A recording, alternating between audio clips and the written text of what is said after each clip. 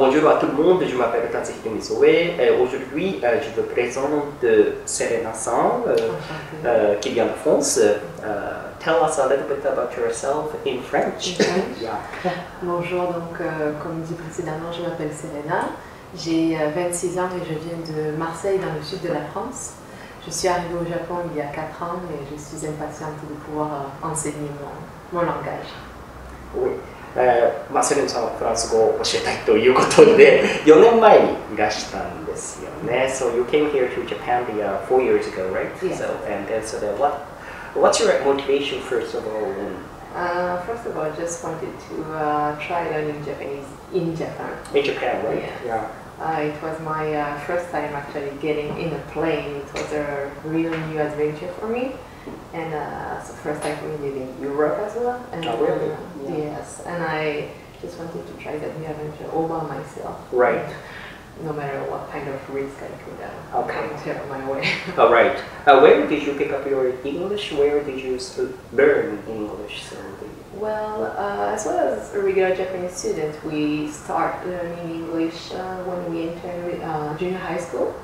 And in high school after as well, and I just try as much as you can to speak better and better by watching some English contents on the internet or French movies using English dialogues and subtitles, kind of easy way. Okay, fine.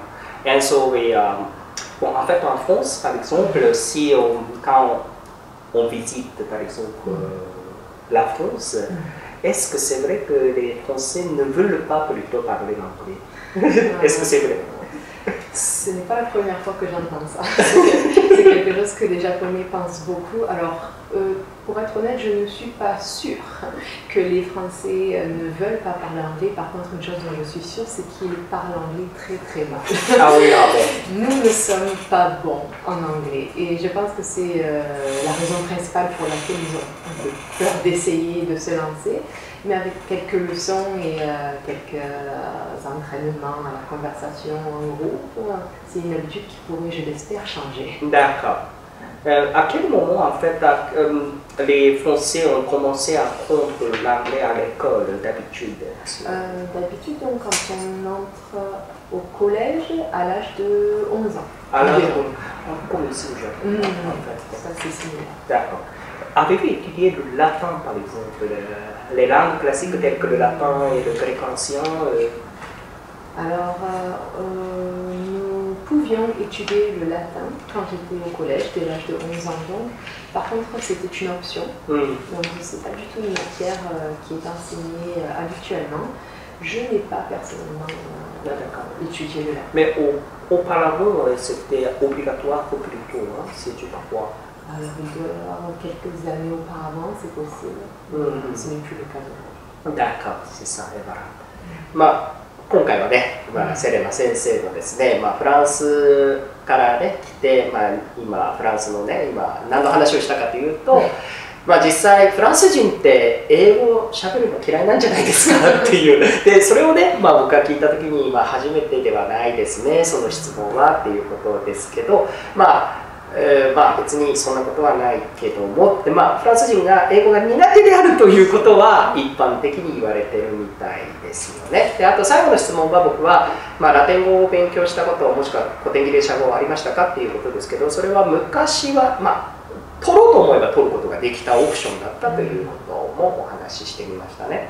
で、セレナ先生、英語ももちろん達者でありますし、フランス語は母国でありますから、両方ね、これらが2つ分かるっていうのは、とてもね、英語とフランス語分かると、si on comprend par exemple l'anglais et le français, bon, ça passe partout, hein, en fait, surtout en Europe, par exemple, en Afrique, oui. En Afrique, oui, beaucoup de pays d'Afrique centrale et du Nord notamment, où le français est usité. Dans quelques pays d'Amérique du Sud aussi. Au Canada aussi, au Canada, ça c'est le Québec, et la Belgique, c'est la Suisse, et Luxembourg, et dans certaines petites îles qui appartiennent au territoire français, la Nouvelle-Calédonie aussi. Donc si on ajoute donc, la pratique du français et de l'anglais, on peut dire que ça nous aidera dans à peu près toutes les aires géographiques du monde. D'accord. Avez-vous des occasions où vous parlez français au Japon? C'est une question assez délicate. Alors, oui, mais très peu. Très peu. Uniquement quand je rencontre mes amis, mes connaissances français et ou francophones au Japon, mais ça m'arrive assez rarement. Mais pour être honnête, ce n'est pas quelque chose que je regrette. Alors bien sûr, je suis toujours très heureuse de retrouver mes compatriotes, mais j'apprécie vraiment aussi de parler japonais au quotidien parce que c'est aussi l'objectif, c'est pour lequel je suis venue au Japon en premier lieu. Donc j'essaye dans mon quotidien de conjuguer et d'assimiler tout ce que je peux en termes d'apprentissage de japonais en y glissant quelques conversations françaises pour ne rien oublier. D'accord。